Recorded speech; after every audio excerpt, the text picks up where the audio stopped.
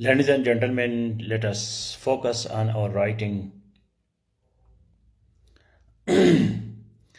Now, in the last two lectures, I have told you many times that writing is a skill and skill is learned by doing.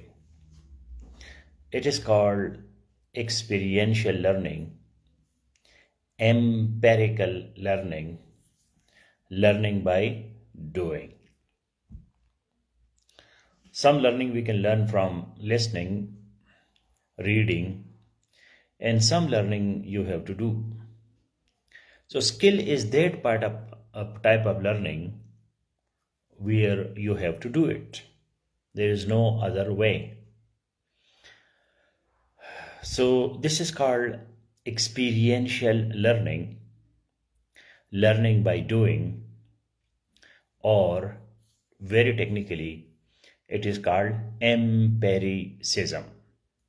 Empiricism.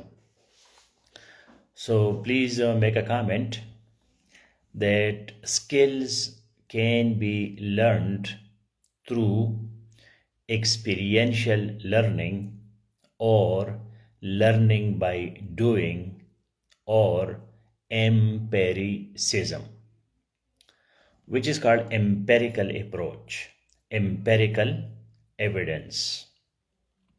Empirical is practical, pragmatic, real, concrete, tangible. That is empirical. So please make a comment that skill can be learned only through experiential learning or learning by doing or empiricism.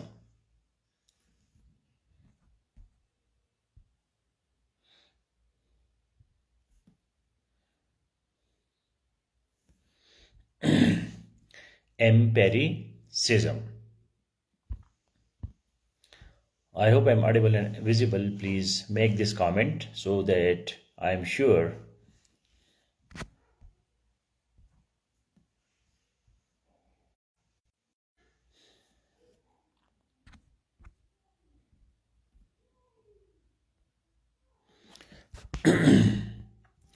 So make this comment, Haris Hayat Khan.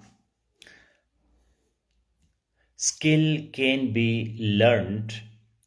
Skill can be learned through experiential learning or learning by doing or empiricism.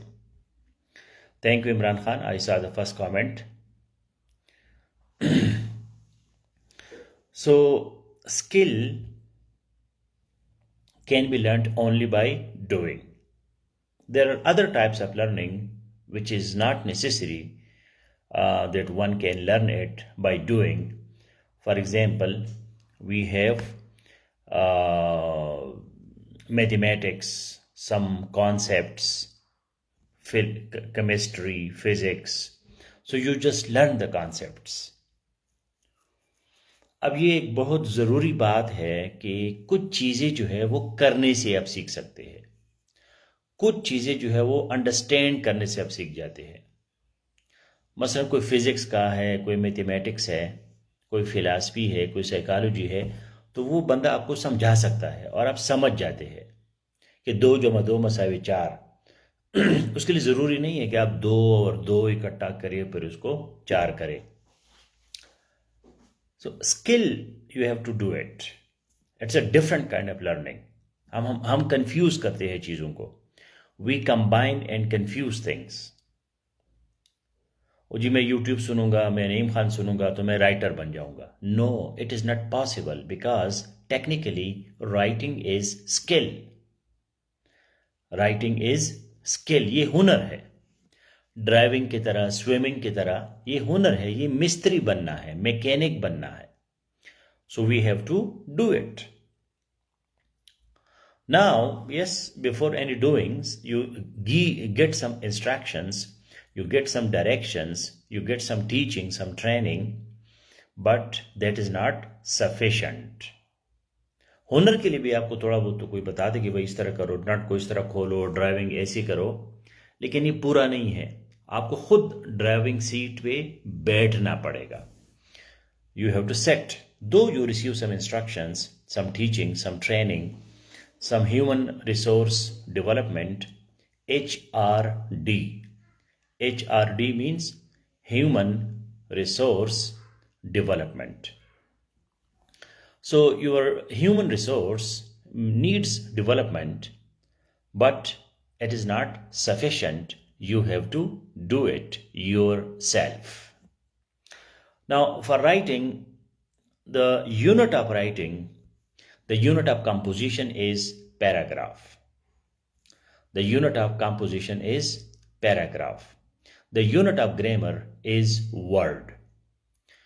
And when we combine words, so we call it sentence. We call it sentence. तो sentence जो है वो अल्फाज से बनता है और paragraph जो है वो sentences से बनता है. So the minimum writing is one paragraph. Grammar is words plus sentences. अब जब बंदा ग्रामर सीखता है तो वो पार्ट्स ऑफ स्पीच और वर्ड्स एंड सेंटेंसेस वो सीख ले, बस उसका ग्रामर हो गया. Now for composition you have to write a paragraph. फिर आपने पूरा पैराग्राफ लिखना होता है. Now paragraph can be descriptive. Paragraph जो है वो डिस्क्रिप्टिव हो सकता है. What is description? Description is to use your senses. जब आप अपने सेंसेस यूज करते हैं, हवास यूज करते हैं, दैट इज कॉल्ड डिस्क्रिप्शन. आपको एक चीज कैसी लगती है? डिस्क्राइब नईम खान, तो नईम खान आपको कैसे लग रहा है? So when you right a paragraph on it, that is called descriptive paragraph. And when you write more paragraphs, then it becomes descriptive essay. फिर वो essay बन जाता है अगर आप ज्यादा पैराग्राफ लिखते हैं. essay के लिए कम से कम 5 और ज्यादा से ज्यादा 30. CSS में आपको 30 पैराग्राफ लिखने पड़ते हैं. 30 paragraphs on one topic. Minimum 5. Why 5 minimum? Because in our today's topic we have transition words. Transition words. आपने connectors या transition words यूज करने होते हैं. Moreover, therefore, however, notwithstanding, nonetheless. ये जो अल्फाज है these are called transition words.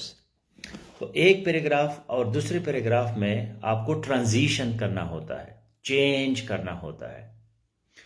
First paragraph is introduction, the last paragraph is conclusion. तो दरमियान में कम से कम 3 पैराग्राफ होनी चाहिए जिससे आप ट्रांजिशन कर सके. So in today's notes I have given details of all these topics. And this we also call it IEARC, formula of composition. IEARC. Please write it. This is the basic formula of composition, writing paragraphs. IEARC. These are 5 letters, 5 paragraphs. Imran Khan, I did not ask you yet. Please wait. अब semicolon कहाँ से आ गया? Wait. It is punctuation. It will be in the second part of the lecture. So the basic formula that we have, that is IEARC. So there are 5 letters, 5 paragraphs. Enable yourself to write at least 5 paragraphs on any topic. अगर आप writer बनना चाहते हैं तो आपके पास इतना knowledge, ideas होने चाहिए कि आप 5 पैराग्राफ लिख सके. IEARC stands for Introduction, Explanation, Analysis, Recommendations, Conclusion. ये अगर आपको अपने माइंड में बिठा दिया, so you will be an excellent writer. Okay. So IEARC stands for Introduction, explanation, analysis, recommendation, conclusion. अगर आपने एब्स्ट्रैक्ट नाउन लिखना है तो फिर आप इस तरह लिखोगे, introduction, explanation, analysis, recommendations, conclusion. अगर आपने वर्ब्स लिखने हैं तो फिर आप कहोगे इंट्रोड्यूस, एक्सप्लेन, एनालाइज और आर्ग्यू, रिकमेंड एंड कंक्लूड। इसको कहते हैं the principle of parallel writing. Parallel writing, मुतवाजी राइटिंग। मुतवाजी राइटिंग ये है कि या आप नाउन लिखोगे या वर्ब लिखोगे, ठीक है। तो अब ये जो है रहमान जो 3-4 महीनों से गरीब लगा हुआ है, लेकिन उसके दिमाग में वो सीरिया की तरह वो सुराख करना पड़ेगा ताकि ये अंदर जाए। या तो ये कंफ्यूज है या पता नहीं क्या चक्कर है। अभी मैं आपको कह रहा कि भाई पैरेलल, पैरेलल, पैरालल, मुतवाजी, मुतावाजी। कि आप मुतवाजी का क्या मतलब कि नाउन नाउन के साथ जाएगा, वर्ब वर्ब के साथ जाएगा। It's a very basic principle. अब देखो ना, रहमानुल्लाह खान ने इंट्रो लिखा है तो ये पता नहीं क्या है। इंट्रोडक्शन अगर है इंट्रो तो ये नाउन हो गया। एक्सप्लेनेशन जो है ये नाउन है। एनालिसिस नाउन है। आर्ग्यू वर्ब है। रिकमेंड वर्ब है। कंक्लूजन फिर नाउन है। तो ये आप नहीं लिख सकते। आप या सारे नाउन लिखे या सारे वर्ब लिखे। You have 2 options. मिक्स नहीं कर सकते। If you mix, you violate grammar, you violate style basically, and then examiner will punish you. तो ये ज़रा जहन में रखें प्लीज़। जो चीज़ें एक दफ़ा आप सीख जाते हैं ना तो उस पर फिर अमल करें, भूलना मत। करते हुए उस चीज़ को भूलना मत। हमारा प्रॉब्लम ये है कि हमें ग्रामर आता है लेकिन जब करते हैं तो भूल जाते हैं। So you have to remind your self, remind.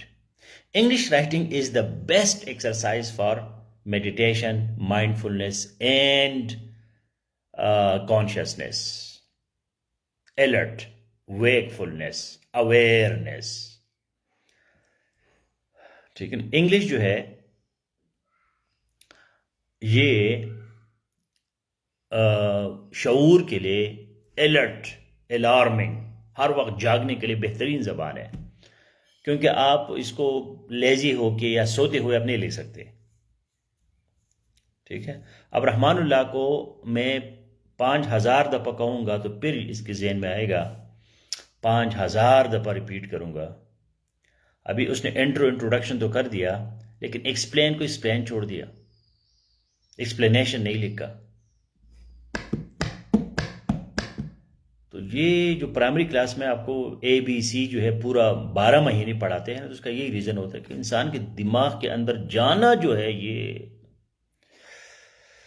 हाँ, इसके लिए कोई ड्रिल चाहिए। कोई पता नहीं साइंस को ऐसा ड्रिल इजाद करे कि मेरी बातें जो है वो ड्रिल की तरह आपके दिमाग में जाएंगे, फिर आपको समझ आएगी, वरना ये तो बड़ा अजीब चक्कर है।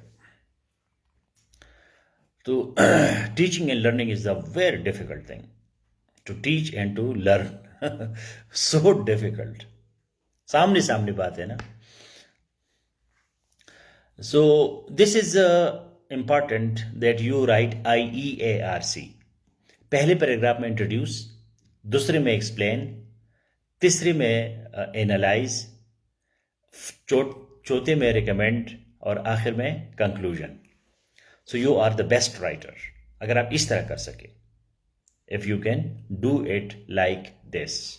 अगर आपकी अभी तवान नहीं है, ताकत नहीं है कि आप 5 पैराग्राफ लिखे, तो एक पैराग्राफ में 5 चीजें डाले। 1-2 सेंटेंसेस इंट्रोडक्शन का लिखे, 1-2 सेंटेंसेस जो है एक्सप्लेन करे थोड़ा सा मजीद, फिर कुछ अपना एनालिसिस दे दे, तज्जिया दे दे, फिर कोई रिकमेंड करे और आखिर में कंक्लूड करे। ठीक है ना। तो आप रहमानुल्लाह खान साहब ने सही लिखा। Introduction, explanation, analysis, recommendation, conclusion. अब ये सारे नाउन्स है, इसको पैरेलल कहते हैं, मिक्स नहीं कर सकते, you can not mix it. Okay, so descriptive, you use your senses. एक चीज आपको कैसी लगती है, that is descriptive. Analytical, using mind. Argumentative, using mind, आप माइंड यूज करते हैं, ठीक है। एक्सप्लेनेटरी और expository, you use explanation, so that is both mind and language, आप चीजों को एक्सप्लेन करते हैं। मसलन फ़लस्तीन जो है वो आप एक्सप्लेन करते हैं एक बंदे को, भाई फ़लस्तीन का मसला कैसे है, कैसा है, तो इसको क्या कहते हैं, एक्सपोजिटरी और एक्सप्लेनेटरी, आप वजाहत करते हैं, ठीक है। एक है आर्गुमेंटेटिव और परसुएसिव, कि आप बंदे को कन्विंस करते हैं कि यार फ़लस्तीन का मसला हल होना चाहिए, परसुएसिव, आर्गुमेंटेटिव।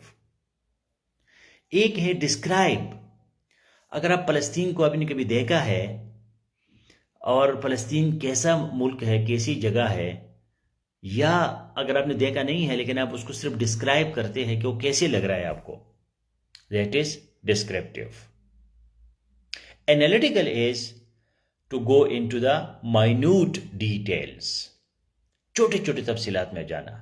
एनालिसिस का मतलब है तज्जिया, तज्जिया का मतलब निकला है जुज से, जुज, एक एक जुज के अंदर जाना, so that is called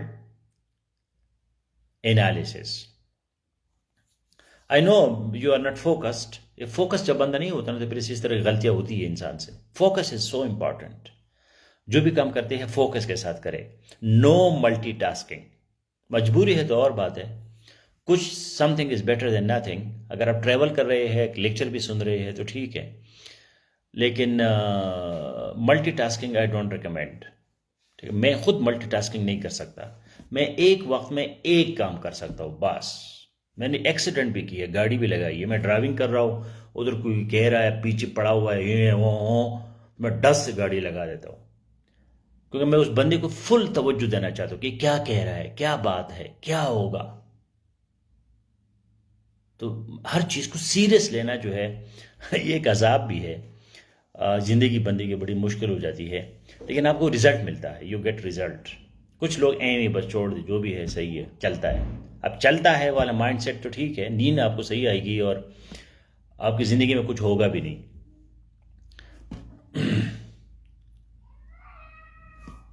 so I have given examples in safe essay classroom, जो ऐसे क्लासरूम है उसमें एग्जाम्पल्स है, and I will give you more examples today. In the notes I have given you examples of descriptive and other types of paragraphs. आज के notes में जो है आपको मुख्तलिफ पैराग्राफ की शक्लें जो है आपको मिल रही है। अभी हमारा जो फोकस है वो पैराग्राफ भी है, एक पैराग्राफ पे। एडवांस में फिर हम ज़्यादा पैराग्राफ लिखेंगे। So today I am just telling you, okay. Now one important thing in the writing process, that is punctuation. Why we need punctuation? Because we don't have pauses. In writing we cannot do pauses. ठीक है, जिस तरह कि मैं अभी खामोश हो जाता हूँ, पॉज, PAUSE, दरमियान में थोड़ा सा वक्फा लेता हूँ, I show my body language, I become angry, I become smiling with smiling face, I use different techniques. तो बोलते हुए तो ये सारा कुछ मैं कर सकता हूं। Intonation, intonation means the rise and fall of your voice. कभी आप तेज बोलते हैं, कभी आप स्लो बोलते हैं, कभी आप रुक जाते हैं, कभी आप क्वेश्चन करते हैं, हाँ जी, कभी अच्छा, एक्सक्लेमेशन। तो ये सारी चीजें जो है ये आपके उसमें अवेलेबल है, स्पीकिंग में कुदरती तौर पर अवेलेबल है, राइटिंग में ये अवेलेबल नहीं है। So we have different symbols for our expressions, and those symbols are called punctuation marks. There are around 14 punctuation marks, 14 punctuation marks है, और उसमें से we can make two categories, easy and difficult. उसमें easy punctuation marks है और difficult punctuation marks है. So the easy punctuation marks are full stop. सबको पता है सेंटेंस खत्म हो गया तो फुल स्टॉप लगा दो. Sign of interrogation is easy. Question है तो साइन ऑफ इंटरोगेशन लगाओ. Sign of exclamation easy. अब जो है कोई ताज्जुब वाली बात है तो साइन ऑफ एक्सक्लेमेशन लगा दो. और कौन सी इजी है? So these are easy. Some punctuation marks are difficult. वो जो है अब आसान नहीं है, उसके लिए पढ़ना पड़ेगा. The most difficult is semi colon. The most difficult is semi colon. Number 2, that is the most difficult, that is dashes. Different types of dashes. जो डैश है या हाइफन है हम लोग उसको इस्तेमाल ही नहीं करते. The day when you start using all the 14 punctuation marks, then you can be a teacher in safe. फिर आप मेरी जगह बैठ जाए आप जो है फिर टीचिंग शुरू करें. That is important. अच्छा, सेमी कोलन जो है या ये एक लफ्ज है या सेमी कोलन के दरमियान डैश है, छोटा सा डैश. ठीक है, ये सेमी और कोलन अलग अलग आप नहीं लिख सकते. You can not write it. इसके दो तरीके हैं. हाँ, quotation marks that is easy. Quotation marks, mark नहीं, marks. Plural singular is very important. तो कोटेशन मार्क्स भी आसान है. आप किसी की बात कोट कर रहे हैं डायरेक्ट स्पीच में तो आप डबल कामों में उसको बंद करते हैं. इसमें भी कोई इतना बड़ा साइंस नहीं है. एपॉस्ट्रोफी जो है उसमें भी इतना बड़ा साइंस नहीं है. ठीक है, एपॉस्ट्रोफी जो पोजेशन को शो करता है, नईम्स क्लास, अहमद्स पेन, जो कामा और एस होता है एपॉस्ट्रोफी, तो वो भी कोई इतना मुश्किल चीज नहीं है. So the most difficult is semicolon. Number 2 dashes और hyphen, and then next is brackets, parenthesis, जो हम ब्रैकेट्स बनाते हैं मुख्तलिफ किस्म के, parenthesis, and then colon, comma. Comma is also very complicated. ये आसान पंक्चुएशन मार्क नहीं है कॉमा. हम तो बस कॉमा लगाते रहते हैं, वो गलत है. हर जगह आप कॉमा नहीं लगा सकते. तो ये डिफिकल्ट कोटेशन मार्क्स है. ठीक है. Now let me tell you about the semicolon. तो अभी मैंने इस ग्रुप में पोस्ट भी किया है और ये इमरान खान ने जो है यहाँ कमेंट भी किया है. तो अभी ज़रा सेमीकोलन को देखते हैं क्योंकि ये समझाना आपको पड़ेगा. ये समझाने वाली चीज़ है, ये आप खुद नहीं समझ सकते. तो ज़रा गौर से इसको सुने. The semicolon often referred to as a semicolon has a few key uses in punctuation. Number 1, joining independent clauses. अच्छा, क्लॉज जो है that is part of sentence. I am Naeem Khan and I am your teacher. I am Naeem Khan एक clause है, I am your teacher ये दूसरा clause है, और ये इंडिपेंडेंट है. इंडिपेंडेंट का मतलब ये है कि ये बजाते खुद एक पूरी चीज है, एक पूरा सेंटेंस है. आई एम नईम खान ये इंडिपेंडेंट है, आज़ाद है, and I am your teacher ये भी आज़ाद है. मतलब इन दोनों को हम अलहदा अलहदा लिख सकते हैं. जो डिपेंडेंट क्लास होता है वो आज़ाद नहीं होता.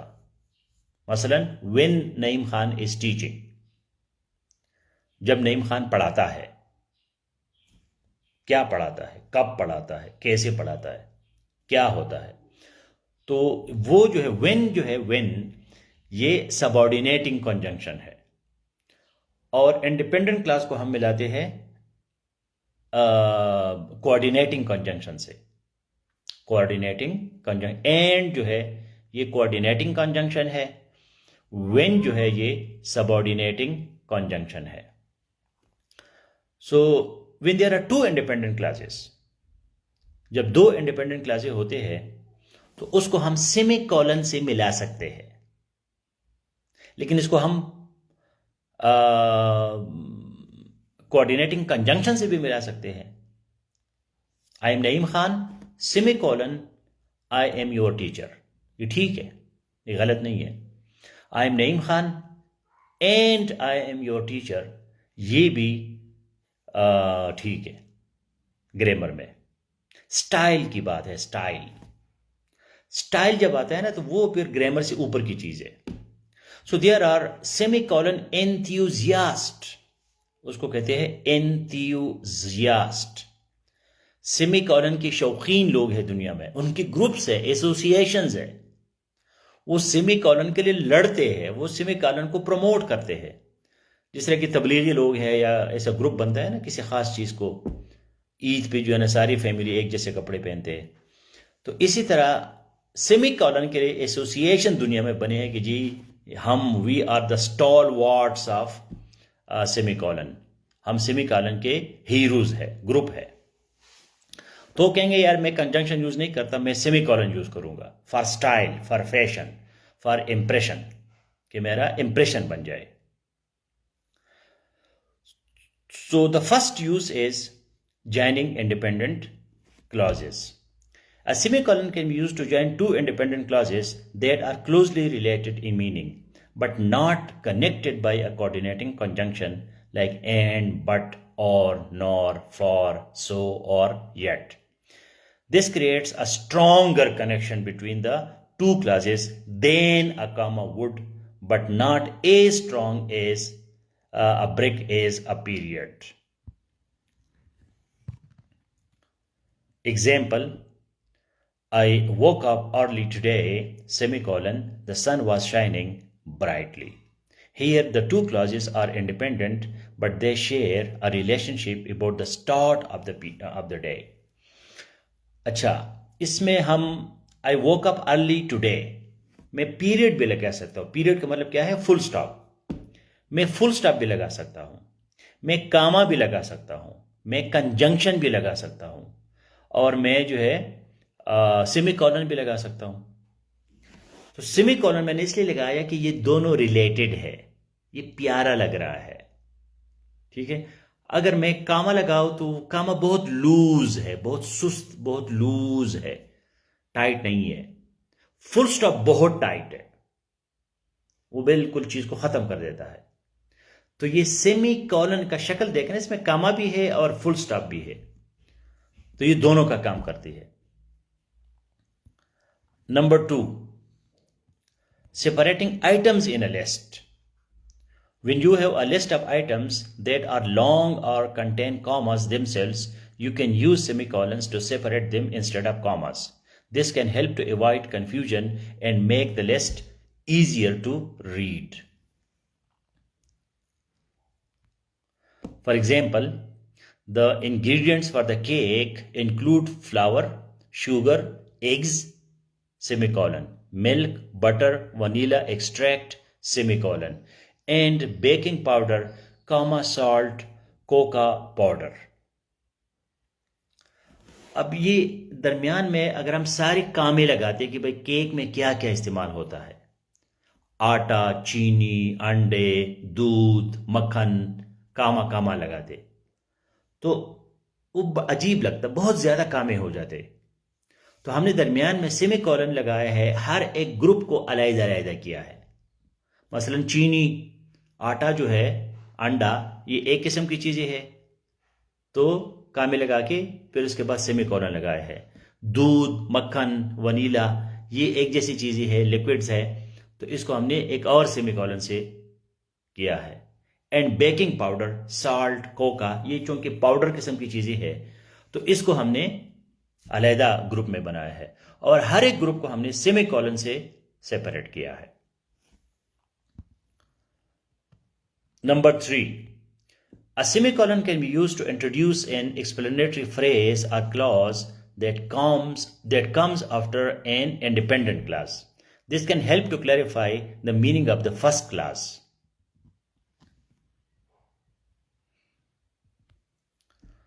The rain poured down all day, semicolon, the river overflowed its banks. The second clause explains the reason for the first clause. बहुत ज़्यादा बारिश हो गई तो बारिश उन्हें रास्ते के ऊपर चढ़ गया, तो दूसरी बात जो है वो पहली बात को एक्सप्लेन करती है, इस वजह से दरमियान में ये आ गया. With conjunctive adverbs. अब ये जो कंजंक्टिव एडवर्ब्स है ये असल में वही हमारे कनेक्टर्स है या ट्रांजिशन वर्ड्स है. ये बहुत खूबसूरत यूज है सेमीकोलन का. Semicolons are often used with conjunctive adverbs such as however, therefore, meanwhile, nevertheless, and on the other hand, to join independent clauses. These adverbs show a relationship between the two clauses and the semicolon helps to emphasize that relationship. वही पुरानी जो शुरू की बात थी ना relationship दिखाने के लिए, तो यहाँ हम ये यूज करते हैं semicolon. Example, the experiment was a failure, तजुर्बा नाकाम हुआ, semicolon however comma we learned a lot from it. In some styles of writing, ये स्टाइलिस्टिक चीज है. So please read this post I have already given to you, and this post is already available in this group and also in the comment of Imran Khan. So this is punctuation which is highly essential. अब हर एक mark पे मैं ज़्यादा time नहीं लगा सकता, इतना time नहीं है हमारे पास. We have a lot of topics to cover. So please read the notes, read your grammar books and be very much experts on all the punctuation marks. And you will be the best writer when you can use all the punctuation marks. Now, after my second class, please go to Save 2 and write a beautiful paragraph and use all the punctuation marks on any topic of your choice. My mother, my sister, my city, my brother, my father, my country, Palestine, Kashmir, USA, Afghanistan, जो भी आपके जहन में आता है. लेकिन ये 14 punctuation marks जो है ये सामने लिखे और एक एक को यूज करें. आप यूज नहीं कर सकते, उसके एग्जाम्पल्स देके, आज के नोट्स में देखे, गूगल में देखे और 1 घंटा 2 घंटे लगा के एक ऐसा पैराग्राफ बनाए जिसमें आप तमाम 14-15 पंक्चुएशन मार्क्स जो है उनको यूज करें. डिलिबरेटली, इंटेंशनली, कस्दन जो है उसको इस्तेमाल करें. So I hope you got the message. Read the notes and write a paragraph, at least 1 paragraph. You can write 5 paragraphs also, according to IEARC. However, write 1 paragraph. I'm in a little hurry today, so let's go to Step 6 for the second class and write your paragraph or 2 paragraphs or 3 or 4 or 5 on any topic. In Save 2 and don't forget to tag me. मुझे बहुत ज़्यादा notifications आते हैं तो ज़रूरी नहीं कि मैं आपका हर कमेंट पढ़ूं या पोस्ट पढ़ूं, तो tag me. If I don't respond in 24 hours, again remind me. Insist. So please start using punctuation marks. This will be a tremendous impact on your writing.